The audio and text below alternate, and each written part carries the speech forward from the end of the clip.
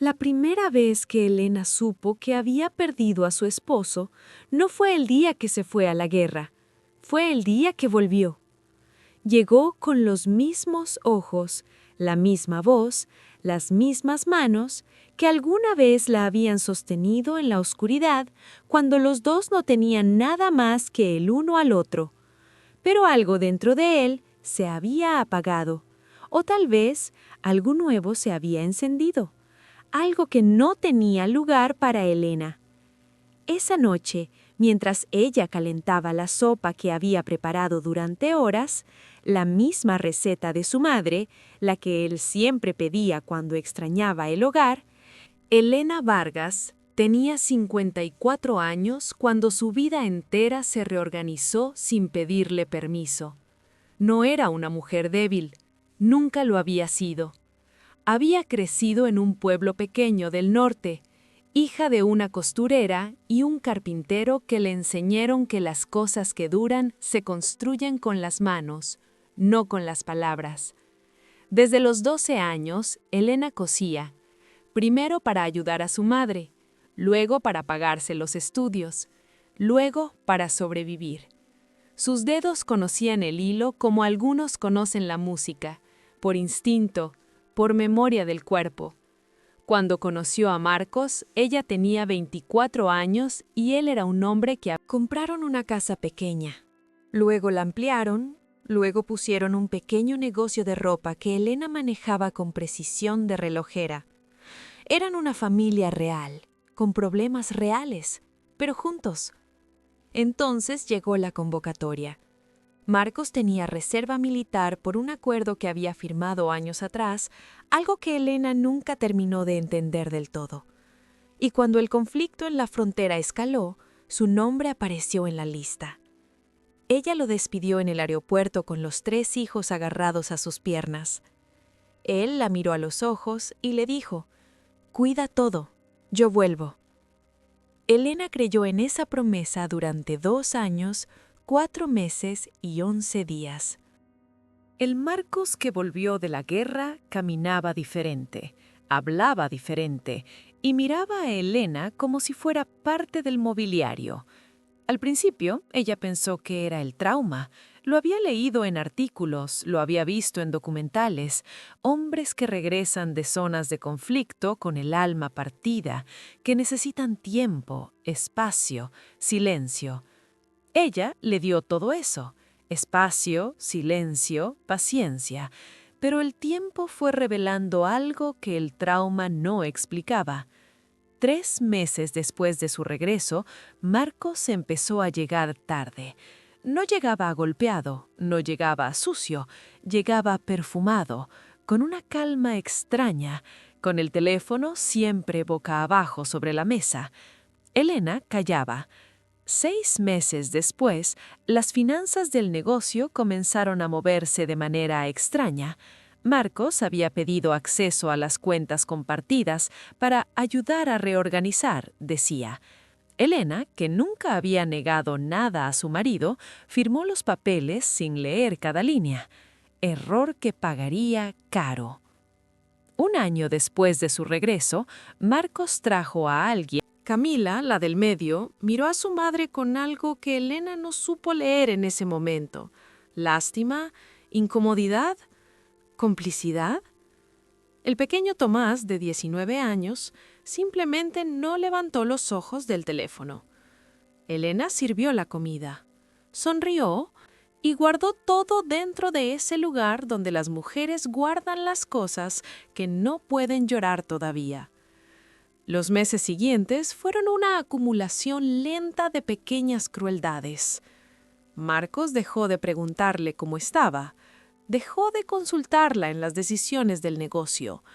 Empezó a invitar a personas a la casa, colegas, socios, sin avisarle, y cuando Elena no tenía todo listo a tiempo, él suspiraba pesado frente a todos y decía: «Elena, por favor, no es tan difícil». Diego reía. Camila miraba hacia otro lado. Una tarde, para entender lo que Elena estaba a punto de hacer, hay que entender lo que Elena había sido. Cuando Marcos se fue a la guerra, el negocio de ropa estaba en un punto crítico. Tenían deudas con 2 proveedores, una empleada que acababa de renunciar y un contrato importante que dependía de una entrega que nadie más podía coordinar.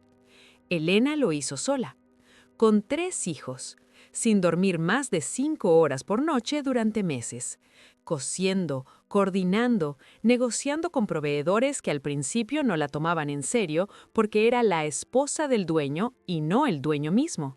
Ella los hizo cambiar de opinión. En el primer año de ausencia de Marcos, Elena no solo salvó el negocio, lo triplicó. Abrió una segunda línea de producción, firmó contratos con tiendas de la ciudad, contrató 4 personas nuevas, construyó desde cero y con sus propias manos la estabilidad económica que ahora su marido estaba usando como plataforma para su nueva vida. Durante esos 2 años de guerra, Elena también pagó sola la hipoteca. Elena no era una ingenua. Había algo en la voz de Marcos durante la última etapa de la guerra, algo en el tono de sus cartas, algo en los silencios entre las palabras, que le había encendido una pequeña alarma en el pecho. No era certeza, era instinto. Y Elena, que había aprendido desde niña a confiar en sus manos para saber cuándo un tejido estaba a punto de romperse, también había aprendido a confiar en ese instinto. 3 meses antes de que Marcos regresara, Elena tomó una decisión silenciosa. Fue al banco, sola. Habló con una asesora, una mujer mayor, de apellido Torres, que llevaba 20 años manejando cuentas familiares y que tenía esa clase de mirada que... Pasaron 2 horas revisando documentos. Al final, Elena salió del banco con un folder grueso bajo el brazo y algo nuevo en el pecho. No era miedo, era claridad. Esa misma semana, Elena llamó a una abogada, una que le habían recomendado años atrás, pero que nunca había necesitado. Se llamaba Patricia Guerrero, especialista en derecho familiar y patrimonial. Elena no le dijo que sospechaba nada, solo le dijo que quería ordenar las cosas antes de la reunificación familiar. Patricia Guerrero también entendió sin que nadie dijera nada, y empezaron a trabajar. La confirmación llegó de la forma más ordinaria posible. Un martes por la tarde. Lluvia fina. Elena estaba en el cuarto trasero del negocio, revisando facturas, cuando escuchó voces en la sala principal. Marcos había pasado ese día por la oficina, algo que hacía cada vez más seguido, desde que supuestamente estaba reorganizando la estructura del negocio. Elena se quedó quieta. No por miedo, por instinto. Las voces eran de Marcos y Diego, su hijo mayor, el que reía cuando su padre la humillaba en público. Escuchó fragmentos. El traspaso ya está listo, papá. Solo falta la firma de ella. No va a sospechar nada, Diego. Tu madre siempre confía. ¿Y Renata sabe que la casa también entra en el trato? Renata sabe todo. Lleva 2 años sabiendo todo. Elena no se movió. Respiró. Contó los puntos de la pared de enfrente como si fueran puntos de una costura que debía mantener recta. 1, 2, 3. Después de un momento, salió de la habitación, cruzó el pasillo, asomó la cabeza y dijo con una voz perfectamente tranquila, ¿quieren café? Marcos la miró, Diego la miró. Los 2 dijeron que sí. Elena fue a la cocina, preparó el café y mientras el agua hervía, abrió el teléfono y le mandó un mensaje a Patricia Guerrero. Solo 4 palabras. Ya tenemos suficiente. Movemos. Esa noche, después de que Marcos se durmiera, Elena se sentó en el jardín. Era tarde. El frío del aire tenía esa textura limpia que solo existe después de la lluvia. Ella miró las plantas, las mismas que llevaba años cuidando, las que sobrevivieron sequías, los veranos duros, el descuido de los inviernos difíciles. Y pensó en su madre. Su madre, la costurera, le había enseñado algo que Elena había tardado décadas en entender del todo. El hilo no se rompe cuando lo jalan fuerte, se rompe cuando está gastado por dentro, por el roce de los días. Por eso hay que saber cuándo cambiarlo antes de que dañe todo el tejido. Elena había dejado que ese hilo se gastara demasiado. No más. Adentro de la casa dormían Marcos, que había planeado quitarle todo. Diego, que lo había... De los 3 hijos, Camila era la única que había seguido llamando a Elena durante los últimos meses para preguntarle en voz baja: ¿Estás bien, mamá? Elena había dicho que sí, siempre, pero esa noche marcó a Camila. Necesito que vengas mañana a las 10, sola, y no le digas nada a nadie. Camila no preguntó por qué, solo dijo: ahí estaré. Elena apagó el teléfono, miró el jardín una última vez y entró a la casa. Caminó despacio hasta el cuarto. Marcos dormía de espaldas a ella. Elena se acostó sin hacer ruido, y esa noche, por primera vez en años, durmió profundo. Durante las semanas siguientes, Elena se movió con la precisión de alguien que ha cosido a mano durante 40 años, sin apuro, sin errores, sin hilos sueltos. El plan tenía 4 capas. Primera capa: la propiedad. Meses atrás, cuando Elena visitó al banco con la señora Torres, descubrió algo que Marcos no sabía que ella sabía. La hipoteca de la casa había sido pagada completamente con ingresos del negocio. Ingresos que estaban registrados, factura por factura, a nombre de Elena Vargas. La abogada Patricia Guerrero presentó una solicitud de reconocimiento de aporte patrimonial diferenciado. En lenguaje simple, si alguien intentaba mover la propiedad, la justicia primero tendría que reconocer quién realmente la había sostenido. Eso tomaría tiempo, y el tiempo era el aliado de Elena. Segunda capa: el negocio. Marcos había pedido acceso a las cuentas del negocio para reorganizar. Lo que él no sabía era que Elena... Tercera capa: la documentación. La caja de madera que Elena guardaba desde hacía años no solo tenía cartas. Tenía recibos, estados de cuenta, comprobantes de cada pago que Elena había hecho sola durante los 2 años de guerra y el año y medio posterior. Patricia Guerrero los había convertido en un expediente legal de 74 páginas.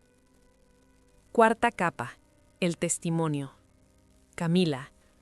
Cuando Elena se reunió con su hija esa mañana, le contó todo, sin llorar, con el mismo tono que usaba cuando le enseñaba a coser, directo, claro, sin adornos innecesarios. Camila escuchó en silencio. Al final tenía los ojos rojos, pero la voz firme. ¿Qué necesitas de mí, mamá? Solo que digas la verdad cuando llegue el momento. ¿Y va a llegar? Elena asintió. La próxima semana. Todo comenzó un jueves. Marcos se despertó temprano, como siempre. Fue al baño, se vistió, tomó su teléfono. Tenía un mensaje de su banco. Movimiento no autorizado detectado en cuenta empresarial. Acceso suspendido temporalmente. Frunció el ceño. Llamó al banco. Le explicaron que había una solicitud legal en proceso que requería revisión de los accesos compartidos. Bajó a desayunar. Elena estaba en la cocina, de espaldas, cortando fruta. ¿Sabes algo de un problema con la cuenta del negocio? No, dijo Elena sin girarse. ¿Hay un problema? Marcos bufó. Voy a llamar a Diego. Diego tampoco sabía nada, o eso dijo. Esa tarde, Marcos fue a las oficinas del negocio para revisar los contratos activos. Quería avanzar en el traspaso que había planeado con Diego. La empleada en recepción lo recibió con amabilidad. Buenos días, señor Marcos. ¿Tiene cita? Él la miró. ¿Cita? Yo soy el dueño. La empleada, sin perder la sonrisa, revisó su pantalla. Según nuestro sistema actualizado, el contacto propietario del negocio es Elena Vargas. Si quiere reunirse con ella, puedo agendarle para mañana. Marcos salió sin decir nada.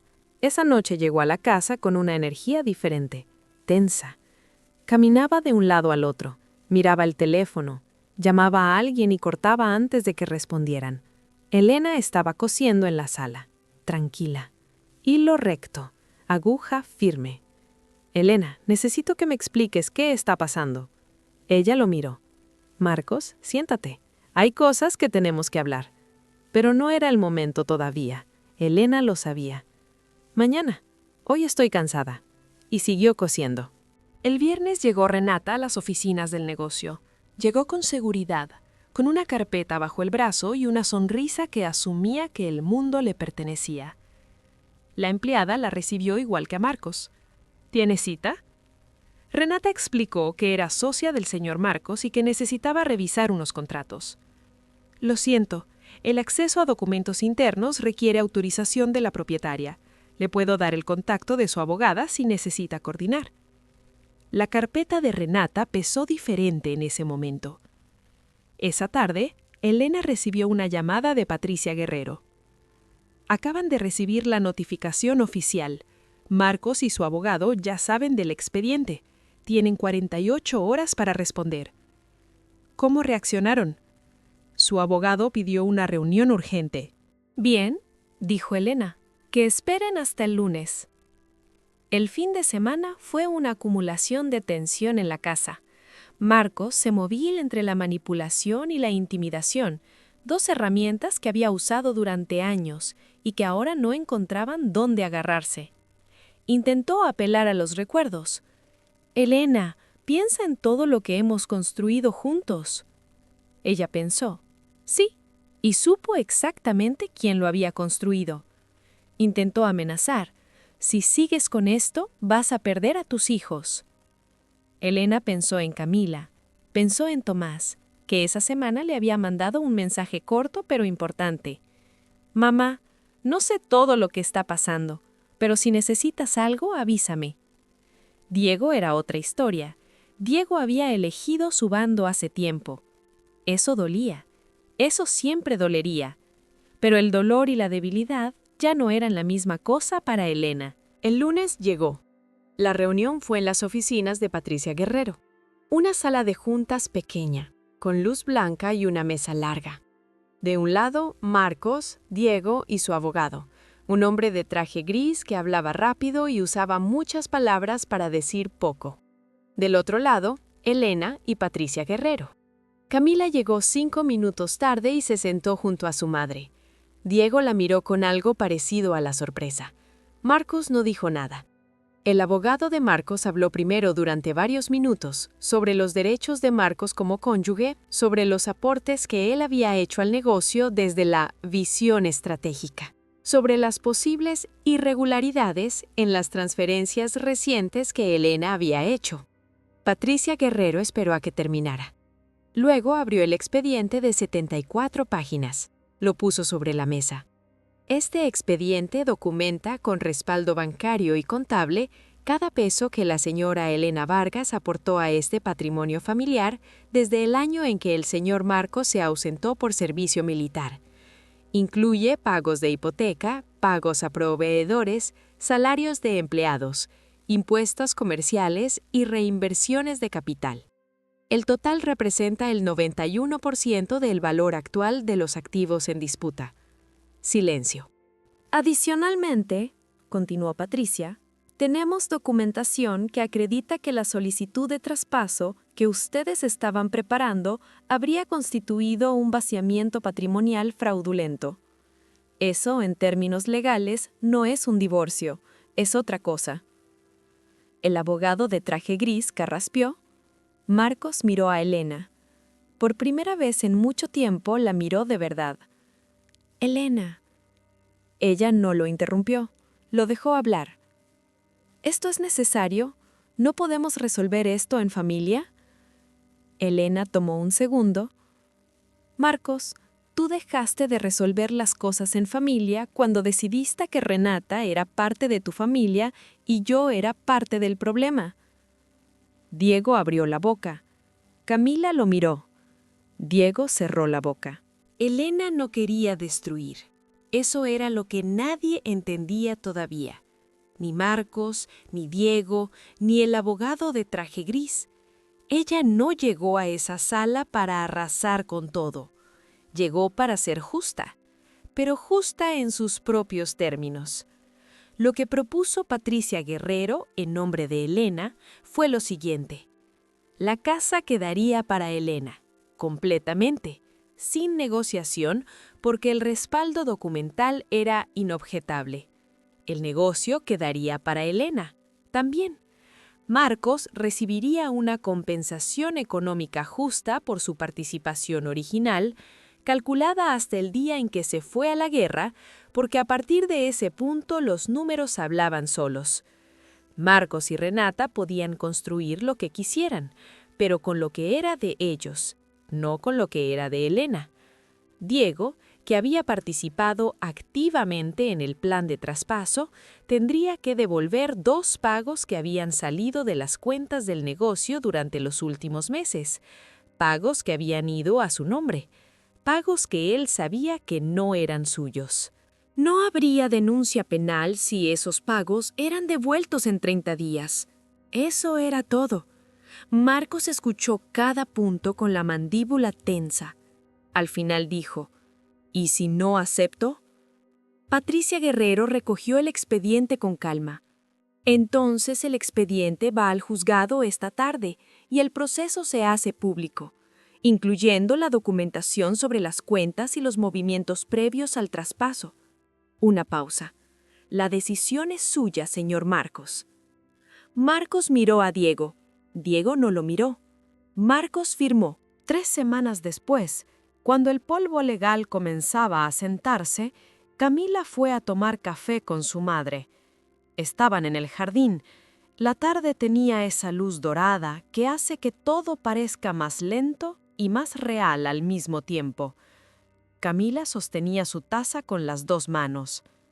«Mamá, tengo una pregunta». «Dime».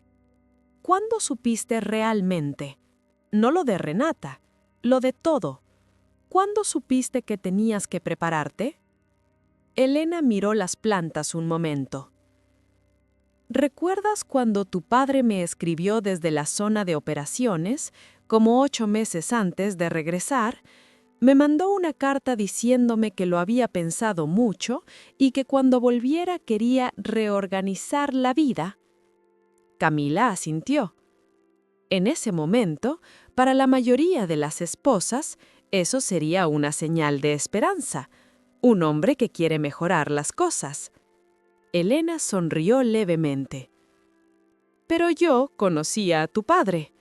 Cuando Marcos quería mejorar algo, lo mejoraba sin anunciarlo. Cuando lo anunciaba, era porque quería preparar a alguien para una noticia». Camila tardó un segundo en procesar. «¿Entonces ya lo sabías antes de que llegara?» No sabía qué, pero sabía que algo venía. ¿Y la señora Torres en el banco? ¿Y Patricia Guerrero? Fui al banco 2 semanas después de esa carta. Camila soltó un sonido pequeño, algo entre la risa y el asombro. «¡Mamá!» «Camila, hay algo que tu abuela me enseñó cuando yo era niña. Me decía, la mujer que sabe coser nunca le tiene miedo al invierno, porque sabe que puede hacerse el abrigo que necesita. Yo solo me hice el abrigo». Camila dejó la taza sobre la mesa y abrazó a su madre. Afuera, en el jardín, las plantas seguían creciendo. Pero había algo más que Camila no sabía, algo que Elena no había contado todavía, ni a su hija, ni a la abogada, ni a nadie. La señora Torres del banco no era una desconocida. Era la hermana menor de la costurera que había sido la primera maestra de Elena, la mujer que le enseñó a dar el primer punto a los 8 años, la mujer que le dijo que el hilo bueno no se corta, se dobla, se guarda y se usa cuando más se necesita. Elena no había llegado a ese banco por casualidad.